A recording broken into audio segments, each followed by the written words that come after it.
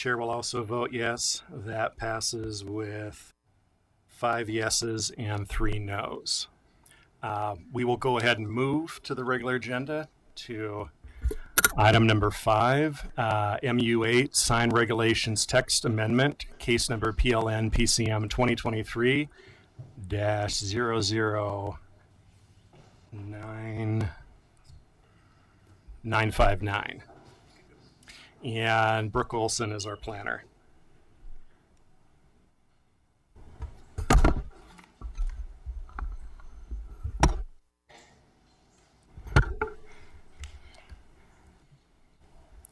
Okay, just one moment while I pull up my presentation. And good evening, Commission.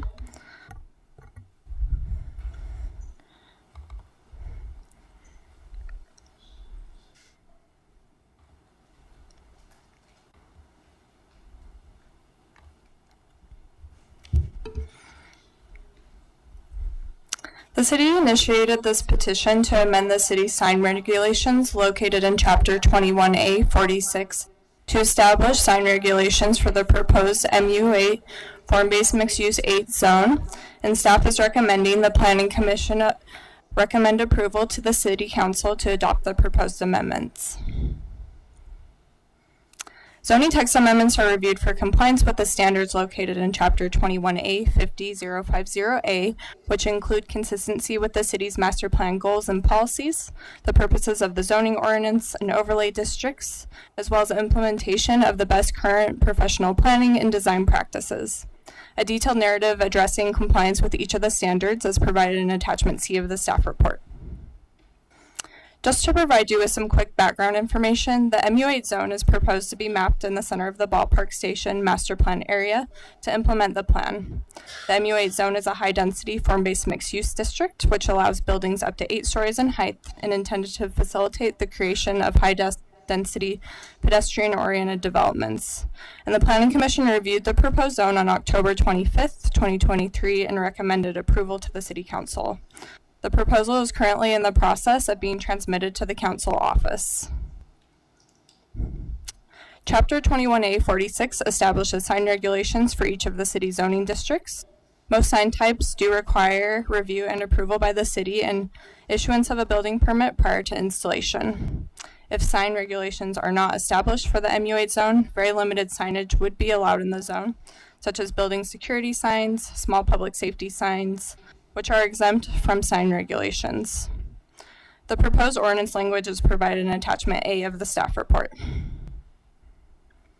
This proposal includes modifications to the sign regulations for form-based zoning districts to also include regulations for form-based mixed-use districts.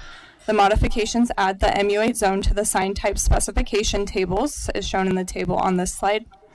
The table specifies sign quantity, size, and placement regulations for the various sign types permitted in the zone. A variety of sign types are proposed for the MU8 zone, which are intended to provide appropriate signage, primarily oriented to the pedestrian and mass transit, such as awning or canopy signs, nameplate signs, marquee, monument, flat, and projecting signs. In comparison to the city's high-density commercial zones, proposed signage in the MU8 zone is more pedestrian-oriented and limited in terms of sign types, size, and quantity.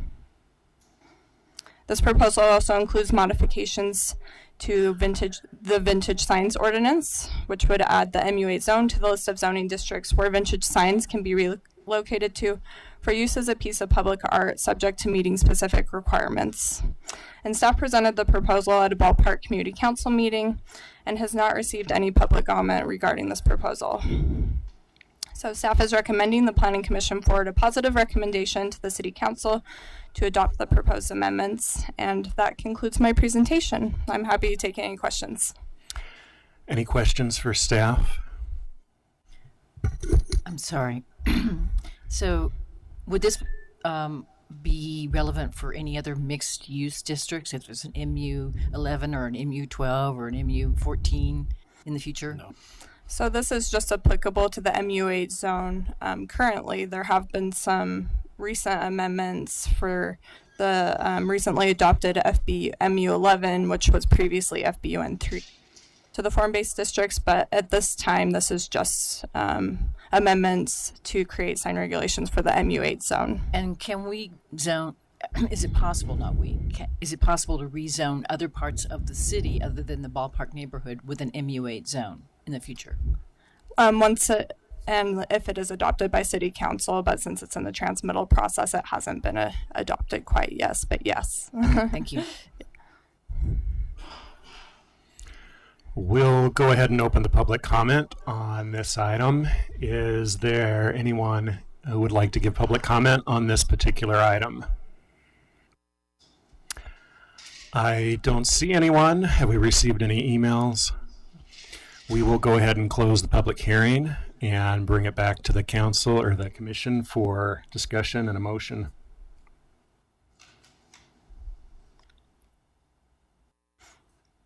I'll make a motion.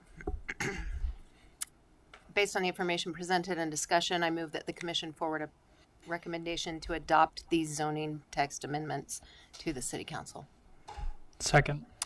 We have a motion from Commissioner Gale and a second from Commissioner Kratzik. Any discussion to the motion? We'll go ahead and vote. Commissioner Gale, Yes. Commissioner Tuttle, Yes. Commissioner Barry, Yes. Commissioner Scott, Yes. Commissioner Burrows, Yes. Commissioner Shear, Yes. Commissioner Kratzik, Yes. and the chair also votes yes. That passes unanimously and moves to the city council. We'll go ahead and move on to our next item, number 6. Building Code Administration and Enforcement Text Amendment. Case number PLN PCM 2023-00868.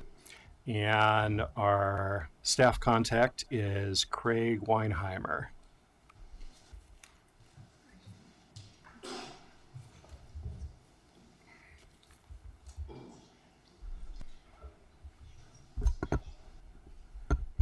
Good evening, Commission.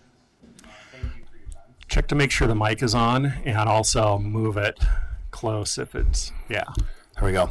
there we go. Good evening. Thank you for your time. You have a big night tonight. My name is Troy Anderson, acting building official for Salt Lake City. You're looking at the building services management team, the frontline team here. We brought us all because all of this falls under our purview.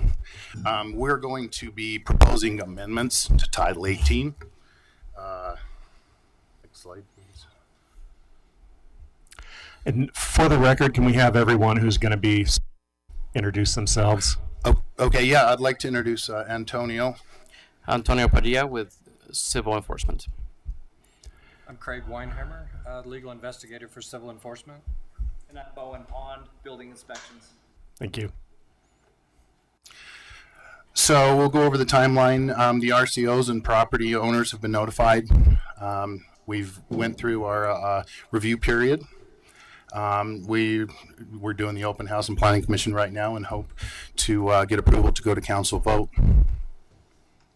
Next slide, please. So the ordinance amendments pertain to 1848 boarded building fees, 1824 construction, building construction enforcement, and 1850 existing residential housing. Okay, and I'll talk about the first item, which is border buildings.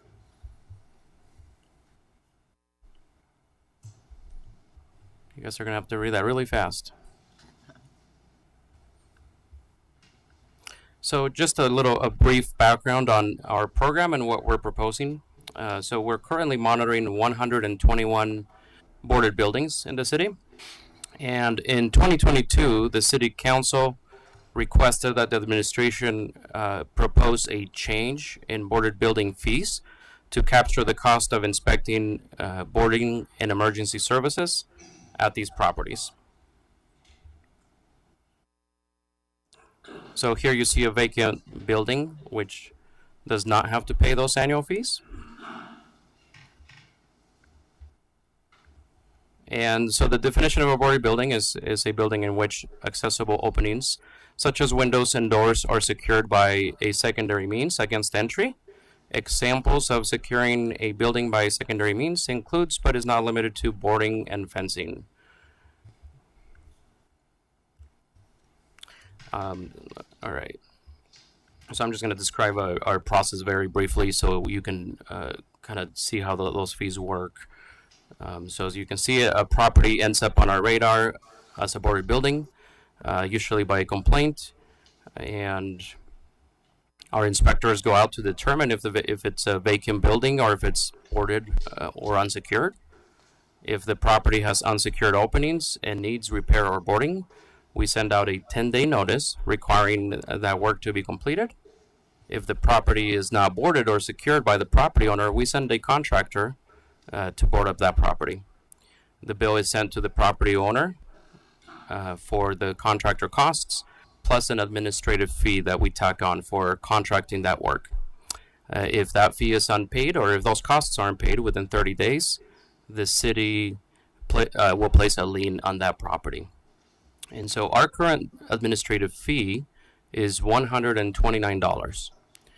And we are proposing an increase to that fee to $2,000. And we're wanting to assess those fees on property owners who are not involved in the maintenance of their property. And so if the city has to step in, we're going to want to charge that increased fee. And while we are monitoring 121 buildings, and only about 20% of those become unsecured on a regular basis and require the city to step in. Any questions on the administrative fee? We'll hold the questions until after the presentation.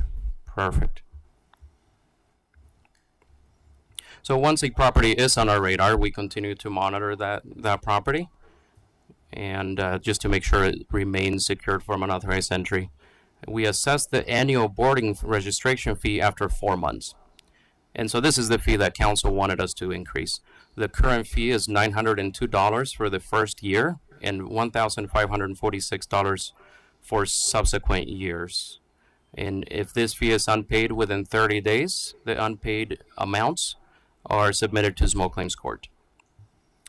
Finance conducted a fee study and determined that it costs the city $15,551. And I apologize that number is not consistent with my notes. Finance did redo those numbers and came up with a different amount. So I apologize about that. So the fee or the study came up with $15,551, not the $22,000. And this is per year per property, and that's what it takes for the city to administer the boarded building program and for fire and PD to respond to those boarded properties. So when a property owner fails to pay the fee, we must submit these unpaid amounts to Small Claims Court, and Small Claims has a cap on the amount we can submit. That cap is $15,000. And so for that reason, we're recommending a maximum amount of this fee to $14,000. We are proposing this fee to be the same each year to simplify the process of tracking and collecting unpaid fees. And some things to consider for the annual fee is that the majority of the property owners do take care of their properties, and the city only steps in to board up about 20% of the properties we monitor. Also, if we increase this fee to the maximum possible of $15,551, we will likely have some property owners who will push back. With that being said, we do believe that the fee should encourage property owners to consider rehabbing their property and maybe placing those properties back into use. I'm sorry, can I pause the meeting, please? They have a problem with the recording feed in Okay. the back, and we have to go for a 10-minute break. We'll do a 10-minute break then and reconvene at 6:13.